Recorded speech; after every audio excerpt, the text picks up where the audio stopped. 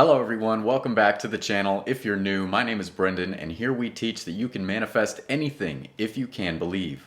Now we're back with another wonderful deep dive into Neville Goddard's lectures. In this one, it's a clip from a question and answer session he had at the end of a lecture in which he talks about how his teacher, if he were to name any one person, it would be Abdullah, taught him how to use this law and how he grew to use it, and now we all have the benefit of learning from him. In this clip, he gives the real story of what occurred, how he was taught the law by Abdullah, and even though it's a real historical story that he's explaining, I think there's some wonderful symbolism going on. I think we can really understand how Abdullah was playing a state of consciousness as well as Neville played a state of consciousness through that story. That being said, let's get into it. Neville, any questions, please?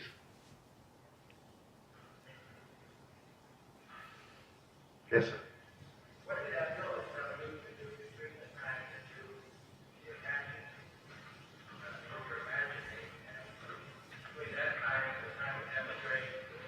Well, I'll tell you in details exactly how we got together.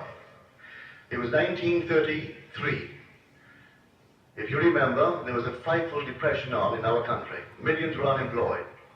In New York City, you would go through the tunnel into Gimbels from, say, the square where Gimbels begins. It goes all the way through to the Holland Tunnel. They were sleeping with the permission of the mayor, 3 and 4 deep, as far as the eye could go. There's no place to go. In the park, in the summer months, they were allowed to sleep in the park, sleep all over the place. And the long lines for coffee and bread that were there to give them. There were millions unemployed. We then had a population of not more than, say, 130 million, as against today's 192 million. I was a dancer, and if you couldn't eat, you couldn't pay to watch a dancer. So there were no shows playing on Broadway. I think we had 5 Broadway shows, and they were running on paper. Just people passing out paper to go and see them, really, instead of the usual 50 and 60 shows that you used to get. Well, what I'm getting at, I didn't have a job, I had no money, and I was living in a basement on 75th Street, and he lived on 72nd Street, in a very lovely home that was owned by Morgenthau, whose son was in the treasury of our country, a cabinet member, but his father owned this house. But he didn't live there, and he rented the first floor to my friend Abdullah. I said to Abdullah, in the month of October, late October, Ab, you know, I've been gone from Barbados for almost 12 years, came here in 22. And it's almost 12 years, I've never had a desire to go back. But now I have a hungry desire, a haunting desire to go to Barbados. Now the thing stops me but the lack of money. I have no money. He said to me, you are in Barbados. I said, I'm in Barbados? He said, yes, you are now in Barbados. And so, you see Barbados, and you see America from Barbados, and you can smell the tropical land of Barbados, see only the little homes of Barbados, and that's all you do. You just simply sleep this night in Barbados. Well, I thought him insane, really. I mean, at the moment, it seemed so stupid, because 72nd Street, we still had 50 and 60-story buildings. And little Barbados was a little 3-story building, almost the tallest that you'd find. And narrow little streets and no sidewalks. And I'm walking on a sidewalk wider than the wide street of Barbados on 72nd Street. But nevertheless, that night I slept in Barbados. I assumed that I'm in Barbados in my mother's home. And then I saw America relative to Barbados, and it wasn't under me that night, it was north of me about 2,000 miles. So just to clarify here, when he explained how Abdullah told him you are in Barbados, he didn't just say, imagine you're in Barbados. A lot of the time, when we're giving these instructions, we have to make it clear that you're using your mind, your imagination, your consciousness to assume. As he said, assume you are what you would like to be, or you have whatever you would like to have, or you are in the place you desire to be, for example, Barbados. You are imagining, but you're not just imagining, trying to manifest. You are there, you are that. Whatever it is that you're assuming in consciousness, you're doing it not trying to do anything, not just imagining it. You are it. And not just before you go to sleep. He fell asleep in it, as he said, but walking through the streets, you're still imagining, you're still in Barbados, even if physically, the physical eyes, the world of the senses, shows you New York. So remember that, know that, okay? No matter where you are, what you're doing, you're always imagining. So always be thinking from. As he said, when my physical eyes were seeing New York, I was in my imagination seeing Barbados. That's what you do. It doesn't matter what the physical world looks like, feels like, seems like. You assume, using your imagination, using your mind, thinking feelingly, that you already are or that you already have whatever it is that you desire. Therefore, you're thinking from fulfillment. You're not thinking of the thing you want, you're thinking from it so that you see your world from the position, from the perception, from the state of consciousness, which is an attitude of mind made up of a body of beliefs, that you already have it or you already are it. Okay? Let's continue. Well, the next day, I didn't tell him anything. About a week later, when nothing happened, I thought I would approach him. This time we've moved into November. I said, you know, Ab, there's not a thing has happened. He wouldn't discuss it with me. He turned his back on me and went into his little library and slammed the door. About 3 times I tried to open up the discussion with my friend Ab between that moment when I first talked to him and the end. He would never discuss it. On the basis, how can he discuss with me how I am going to Barbados when I am already in Barbados? That's stupid to discuss how I'm going to go when I'm in Barbados. And if I am faithful to my assumption, I can't discuss the how.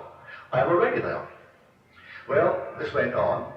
On the morning of the 4th day of December, there's no job, no place to go, and the last boat that will get me there, my Christmas, is going to sail on the 6th. Under my door is a little letter from my brother Victor. And he said, as a family, we were never around the table at Christmas together. That Cecil, that is my oldest brother, he left home before the last was born. Because we have a large family. There's an interval of 8 years between my sister, Daphne, who was the 8th child, and then my brother, Joe. Well, in that interval, my brother Cecil went off to Demerara. So, never as a family were we ever together at Christmas. So in the letter, he justifies why he's asked me to come. He said, I know you don't have a job, and there's no excuse for not coming. And so I'm enclosing a draft for $50. You may need a shirt, a pair of shoes, socks, or something. And I've notified the Furnace Whitty line that you will come for a ticket. So the ticket is waiting for you at the Furnace line. Well, I was so excited, I rushed on down to the Furnace line, and I gave them my letter. They said, yes, we have a message here from your family in Barbados. We'll give you a ticket, but we haven't any first-class tickets left. You can go third class and use the facilities of the first, but you have to sleep third class until you hit the island of St. Thomas. When you hit St. Thomas, someone disembarks, then you may take a first-class bunk. I said, I'll take it. I rushed right up to Abdullah, and I said, Ab, I got my ticket for Barbados, but I have to go third class. I'm all elated and happy about it. He said, who told you that you're going to Barbados? And who told you that you went to Barbados third class? You went to Barbados and you went first class. Would say no more. What he said when we just restarted the recording was the perfect demonstration of the state of faith versus the state of doubt or being unsure, right? Abdullah was teaching Neville perfect faith the same way that you should speak to your own thoughts of doubt, worry, fear, impatience, because Neville said, well, it's been a month. I've been doing it over and over, constantly imagining I am this, and nothing has changed. Still identifying with the sense world. Abdullah treated that exactly like you should. You should treat any thoughts, worries, fears, doubts, impatience. You slam the door on it. You say it doesn't make sense for you to be saying these things. We can't discuss this about how or if or when because you are already in Barbados. You are already that which you would like to be. So how are you entertaining these ideas, these thoughts, these feelings that are out of alignment with what you truly are? Because you, your true self, as Neville has said often, is all imagination. It's all mind. So what are you going to identify with? Because you already are what you want. And it's simply your refusal to believe it and accept it, why it has not come into fulfillment. So that was a wonderful demonstration. And even now, even when he got his trip and he says he's not going first class, but he's so excited to go third class, and he got money, $50, which in about 100 years ago money, that's about $500 adjusted for inflation. So when you have no money, when you have no way, you're looking at the circumstances saying the last boat that could possibly take me to Barbados is going away in a matter of days. What am I going to do? And then you get $500 and your ticket to go. And it's supposed to be first class, but you accept third because that burning, hungry desire, like he said, came through. And so he's all excited. Even so, Abdullah does not care. He said, "Who told you you're going to Barbados and you're going third class? You went to Barbados and you went first class." He's teaching Neville to not accept even just a little bit of movement. Many people will get a little bit of movement towards the fulfillment of their desire and they'll accept whatever. But you can go first class. This is one of the most wonderful examples that you can have exactly what you want. You can have better than you can possibly imagine if you remain faithful in the way that Abdullah demonstrated faith to Neville. He helped him maintain not that he's going to Barbados, but present tense, first person experience. You went to Barbados and you went first class. This is why we mention so often, your conscious mind must be the watchman at the gate, not allowing anything into the feeling nature of the subconscious mind if it's out of alignment with fulfillment of your desire. Going third class is out of alignment. It doesn't matter if you get the trip you wanted. You must know that you went and you went first class. And it doesn't matter what your desire is. It doesn't have to be some sad, poor, scrambling way. You own it and you only accept the fact that you went first class. First class for you could mean without struggle, without effort, without worry, without fear, doubt, or impatience. That's how you go first class across your bridge of incidents, which of course is a series of events leading to fulfillment of your desire. You go first class. Don't accept just a little bit and then let up. And then you let your mind run wild. Oh, I'll accept just a little bit. Don't compromise. You went and you went first class. Let's continue. He isn't even happy that I'm going to Barbados now. So I went down on the morning of the 6th day of December with my third class ticket. Went up to the desk as they're checking in the passengers, and I put my ticket forward. He said, "I've got good news for you, Mr. Goddard. Someone has cancelled, and you're going first class." And I went first class all the way down to Barbados. 10 days down, 10 days back, with 3 heavenly months in Barbados. So all that I did, I tried to the best of my ability with his, I would call almost insolence. He was rude. But he taught me by his rudeness that I cannot discuss how if I am doing what I'm supposed to do. He tells me right away, "You are in Barbados." Like someone comes to you now, and you will apply this principle towards their request, and they say, "Oh, I would love to be happily married." And you say to her or him, "You are now happily married." They look at you as though you're insane. But that's exactly what you're supposed to do. You are now happily married. Well, if I am now happily married and I'm a lady, I would instantly begin to feel that ring there in my imagination. I'd let others see that I have my ring, for that would imply I'm happily married, it's a wedding ring. And so if I don't wear it from then on, I'm not doing what I'm supposed to do. So in my imagination, I have to go to bed wearing my ring. And actually do all that I would do in that state. Well, he said, "You were in Barbados." And I'm in New York City physically, but he put me in Barbados in my imagination. So that I slept in Barbados to the best of my ability. But you know, days go into weeks, and the weeks went into a month. And I'm trying my best to open up the discussion with him to get a little hope. No hope. He wouldn't give me any encouragement if I did what he told me to do. Well, we all are human enough to want another little discussion, another little push. And so he taught me the lesson that there is no such thing as a little pregnancy. No such thing. If you did it, then you're pregnant. Let the child grow. And interference with it is going to be a miscarriage. You assume that you are in Barbados. Now you're pregnant. The idea is you're going to give birth to a journey and which will land you right in Barbados. So you assumed it. That is conception. Now, don't try to argue. You are conceived. And all you have to do is to be a faithful mama and bear that child. And don't discuss it with me anymore. He never discussed it after he told me I was in Barbados. And I learned so many things from the old fellow. I came back because I wasn't drinking. I brought him 2 lovely old bottles of brandy. The best that we had in the island. 2 lovely bottles. And some rum. So I gave him my father's rum, gave him the brandy. A week later, he said to me, "Say, how long do you expect those things to last?" Learned my lesson. I thought he would sip those things for a year. Oh no, they were gone. And he wondered how long I suppose these things to last for him. And of course he really disillusioned me terribly on so many things because I would go and dine with him. And Abdullah, I was then a strict vegetarian. I was trying to overcome it after I came back gradually. And of course we would sit down and he would have 2 or 3 big shots of rye. I mean big shots of rye.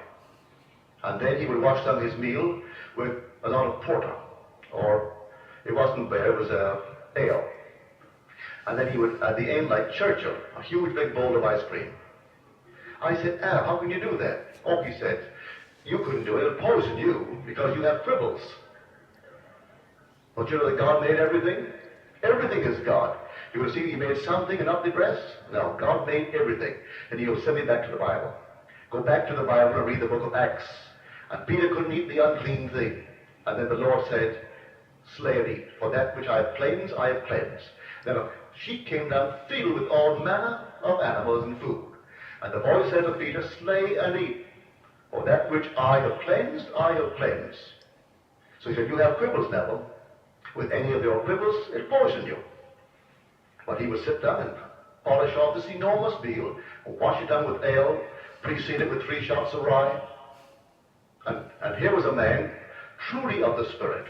Now, that word quibbles, that's these limiting beliefs, these small ideas that keep us limited. We abide by them in this world. We say, oh, I can't eat carbs. Oh, I can't drink alcohol. Oh, I can't smoke. I can't do this or that. And by no means am I saying everyone should do these things.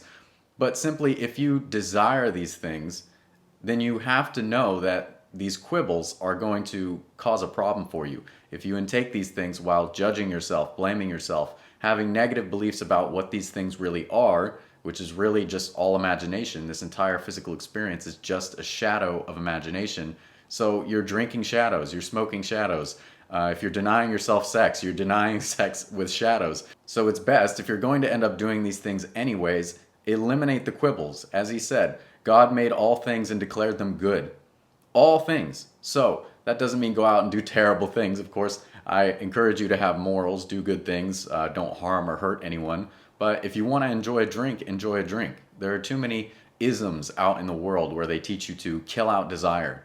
Well, they haven't taken it far enough. As Neville said, if you have to kill out desire, then you should also kill out the desire to kill out desire. That's a desire in itself, to be non-desiring. So that's not taking it far enough. You simply do what is normal, what Abdullah would call normal, which is to give yourself what you want in imagination. So you don't need to be vegetarian to find your way to God. You don't need to give up sex or anything in this world to find your way to God. You know yourself to be God. That's the first principle, as Neville Goddard taught it. Be still and know that I am God. So if you have these quibbles, if you have these negative beliefs, you say, if I eat this thing, if I do this thing, then I am going to get sick, or whatever it is. These are optional beliefs. These are your quibbles. So that's preventing you from doing maybe what you want to do. So if you're going to enjoy something, it could be a sweet treat. Don't blame yourself. Don't say, oh, look at the calories in this, look at the sugar in this. And then you're just implying all of these negative things. You, being the creator of your world, creating by your power of belief, are making that thing bad. You're judging it. You're eating of the tree of knowledge, discerning what is good and evil. All things are good. As God declared in the beginning, He made all things and all things are good. So recognize your quibbles, recognize your limiting beliefs, where you're still being within the world and of the world. Instead, be in the world but not of it. Be a man of the Spirit, as Abdullah was. But if I judge from appearances, I would say, well, he can't be a holy man, for which today I'm most grateful that he wasn't, because he taught me real Christianity. And he was born in North Africa of Jewish parents and raised in a strict Orthodox Jewish home. But he knew more Christianity than anyone I've ever met, because he spoke the Hebrew tongue perfectly. He spoke other tongues, and rabbis would come to study with him. And he and I would discuss day in and day out for over 5 years, teaching me all that he could teach me that I could absorb concerning the Kabbalah, the great mystery of how this thing is put together in these simple little letters of Hebrew. I know that before the Civil Rights Bill, in New York City, no Negro could go to the box office and buy a seat in the orchestra. To get a seat in the balcony. You think Abdullah would ever let me go and buy the seats? No. Abdullah would go right straight down to the box office, and he was a Negro, I tell you. And you go right down until I want two in the center. I don't want too far back, not beyond the sixth row, right in the center. Yes, sir. By the two seats. For any show. The first opera I saw, Abdullah took me to it. It was Parsifal. 5 hours, and I'd never seen one before. It seemed it would never come to an end. Of all the operas to be introduced to opera through Parsifal. Good Friday it was too. You go on Good Friday, New York, when you go to Parsifal. And you sit there and you do, my Lord, is it ever going to come to an end? And he is bringing it in, every little note he understands, every little point. And he's so in love with it. And I'm sitting, because I'm next to Ab, just waiting, hoping. But nothing happens. It goes on and on and on, and then it's 5 hours later, and then that's it. Any other questions, please? Now, that is the end of that clip, but how wonderful is that? So back in that time, they didn't say the word African American, but in those times, the 1930s, who would know that a gentleman of color, an African American man, would be able to go up to the box office and order seats for whatever he wanted and get it exactly where you want? Because he didn't have this belief that because of the color of his skin, because of the circumstances of his birth, that he would be limited. He knew his power, and therefore the world had to reflect that power of being what he desired to be to him. So there are people even today who feel limited by the circumstance of their birth, by the color of their skin. I'm telling you, it doesn't matter. None of these things matter. What matters is your belief. So if you believe you are limited, if you believe you are held back in any sort of way because of anything about you, the color of your skin, the way you speak, where you're from, it doesn't matter. If you want something, assume that you have it, and nothing in the world can stop you from having it. Think about it. Who is more limited than someone as Abdullah was at that period of time? And yet, he lived life to the fullest. He was able to have himself an apartment, beautiful apartment, while Neville, a white man, was living in a basement. Okay? So look at this. Understand that even if you want to look at the facts of the world, Abdullah overcame them, and therefore he taught Neville how to do the same. Live life unlimited. Believe in yourself. So I'm sure you found this helpful. If you liked it, leave a comment down below and let me know if you want more like this. Feel free to like and subscribe if you're not already. As always, thank you so much for watching. I love you all very much, and I will see you next time. Take care.